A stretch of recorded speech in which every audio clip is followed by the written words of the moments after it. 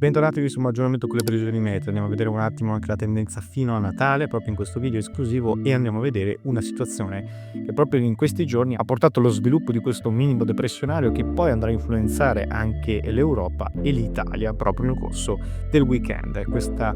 zona molto profonda depressionaria si avvicinerà verso la Groenlandia e verso la Gran Bretagna, portando forti venti e la risalita quindi anche di correnti un po' più miti. Come vedete avremo la stabilizzazione di un anticiclone nella giornata di giovedì, ma attenzione perché ovviamente non si percepirà un granché al nord, dove avremo delle nevi piuttosto diffuse, con valori nel complesso tra gli 8 e i 10 gradi durante il giorno. Diversamente dal sud toccheremo anche picchi di 16-17 gradi, soprattutto sulla Sardegna, se non valori ancora più alti sull'estremo sud e sulla Sicilia. Avremo quindi un flusso atlantico poco attivo, se non qualche piccola infiltrazione che riuscirà a giungere sull'Europa occidentale,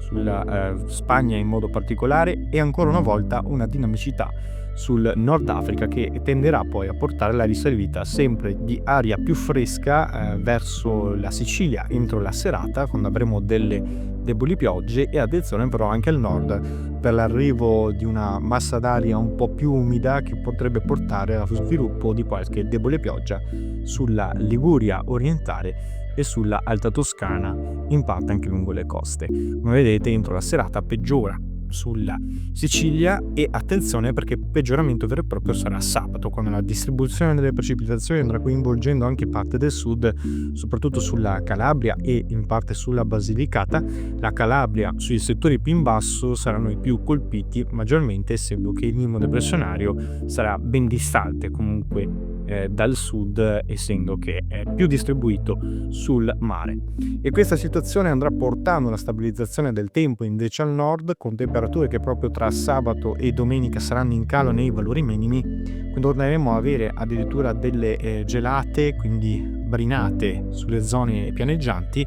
e invece le massime saranno ben sopra i 9 gradi. Insomma, questa situazione tenderà poi a instabilizzare ulteriormente il tempo sul Mediterraneo, perché proprio sui settori come la Spagna e sul basso Mediterraneo, sul Nord Africa, avremo l'azione di più minimi depressionali che potranno portare alla discesa ulteriore di aria fredda, un allontanamento dell'anticiclone verso la Scandinavia, e di conseguenza assisteremo a un blocco atmosferico, correnti molto più umide in matrice atlantica che continueranno anche nella settimana di Natale, ma è possibile che proprio nella settimana di Natale, entro la fine quindi della settimana, potrebbero raggiungere tra il 26 e il 28 delle correnti molto più fredde di matrice artico-continentale, di matrice russa, e provocheranno non solo più minimi informazioni sul Mediterraneo e su gran parte della Europa,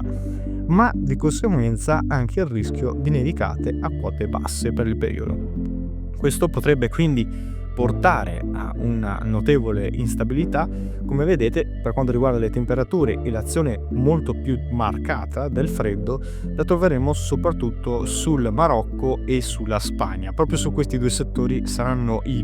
più risentiti dalla ondata fredda rispetto agli altri. Vediamo, perché essendo che anche dalla Russia scendono delle correnti molto più fredde, potrebbero arrivare quindi anche sul nord Italia e sul versante adriatico, questi settori che vedrebbero una maggiore azione della spinta delle correnti